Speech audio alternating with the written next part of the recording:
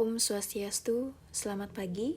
Perkenalkan, nama saya Nimade Yuni Paramita, biasa dipanggil Yuni. Saya dari Prodi Sastra Inggris S1, Fakultas Hukum Ilmu Sosial dan Ilmu Politik di Universitas Terbuka Denpasar. Pada kesempatan ini, saya akan mempresentasikan hasil penelitian mengenai analisis penggunaan bahasa gaul di kalangan remaja dan dewasa muda di era digital. Penelitian ini bertujuan untuk melihat bagaimana bahasa gaul digunakan dalam kehidupan sehari-hari, baik dari segi bentuk kata, faktor yang mempengaruhi, maupun konteks penggunaannya di media sosial dan komunikasi langsung. Bahasa gaul merupakan salah satu bentuk perkembangan bahasa yang sangat dipengaruhi oleh kemajuan teknologi dan media sosial. Saat ini, remaja sangat sering menggunakan bahasa gaul dalam komunikasi sehari-hari, baik melalui WhatsApp, Instagram, TikTok, maupun percakapan langsung. Bahasa gaul tidak hanya berfungsi sebagai alat komunikasi, tetapi juga menjadi bagian dari identitas sosial remaja, yang menunjukkan kedekatan, keakraban, dan juga mengikuti tren yang sedang berkembang di masyarakat digital. Dalam penelitian ini terdapat 3 rumusan masalah utama. Pertama, bagaimana bentuk kata atau jenis bahasa gaul yang paling banyak digunakan berdasarkan data yang telah dikumpulkan. Kedua, apa saja faktor yang mempengaruhi remaja dalam menggunakan bahasa gaul, baik dari lingkungan sosial maupun media digital. Dan ketiga, dalam konteks apa saja bahasa gaul paling sering digunakan oleh remaja dalam kehidupan sehari-hari. Penelitian ini menggunakan pendekatan sosiolinguistik dengan teori fungsi bahasa dari Halliday. Menurut Halliday, bahasa memiliki fungsi sosial yang digunakan untuk berkomunikasi, mengekspresikan diri, dan membangun hubungan sosial. Dalam konteks bahasa gaul, fungsi bahasa tidak hanya sebagai alat komunikasi, tetapi juga sebagai sarana untuk menunjukkan identitas kelompok, kedekatan sosial, serta mengikuti perkembangan budaya digital yang terus berubah.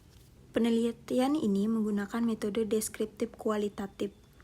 Data yang digunakan terdiri dari 2 bagian, yaitu data utama berupa 50 data bahasa gaul yang dikumpulkan melalui observasi pada tugas pertama, serta data pendukung berupa wawancara terhadap 20 responden dari berbagai usia dan latar belakang. Teknik analisis dilakukan melalui beberapa tahap, yaitu pengumpulan data, pengelompokan data, analisis jenis kata, serta interpretasi berdasarkan konteks kegunaan. Berdasarkan hasil analisis data, bahasa gaul dapat diklasifikasikan ke dalam beberapa jenis.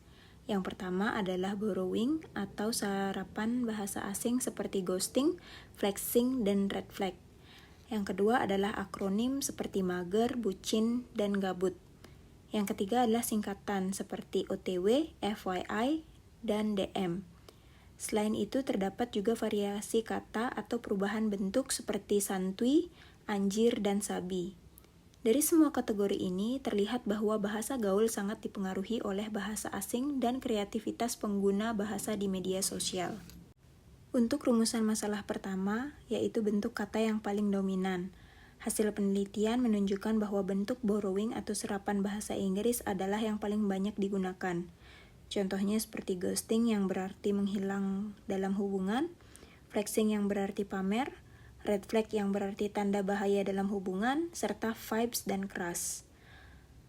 Hal ini menunjukkan bahwa bahasa gaul Indonesia sangat dipengaruhi oleh bahasa Inggris yang kemudian mengalami perubahan makna dan penyesuaian dalam konteks remaja. Untuk rumusan masalah kedua, terdapat beberapa faktor yang mempengaruhi penggunaan bahasa gaul. Faktor utama adalah pengaruh teman sebaya, karena remaja cenderung mengikuti bahasa yang digunakan dalam kelompoknya. Selain itu, media sosial seperti TikTok, Instagram, dan WhatsApp juga sangat berpengaruh karena menjadi sumber utama penyebaran istilah baru.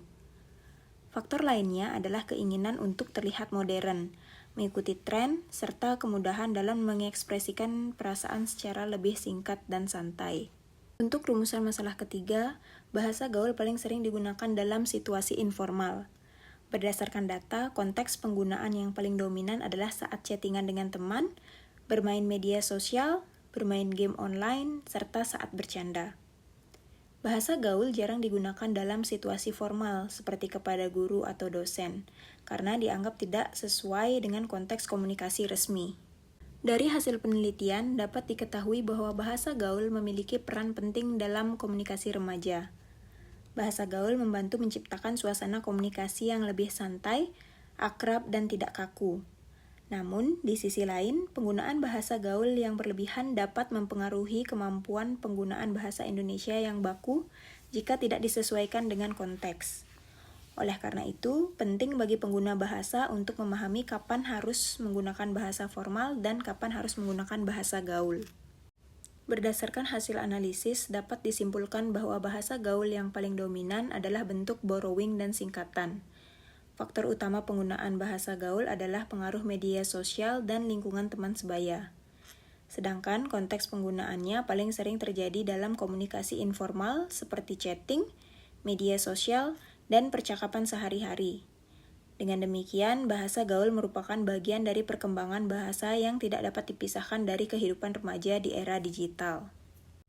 Penelitian ini didukung oleh beberapa sumber teori seperti Halliday mengenai fungsi bahasa, Graf mengenai komposisi bahasa, serta Sugiono terkait metode penelitian kualitatif. Selain itu, data utama diperoleh dari hasil observasi dan wawancara terhadap responden. Baik, sekian dari saya. Saya ucapkan terima kasih.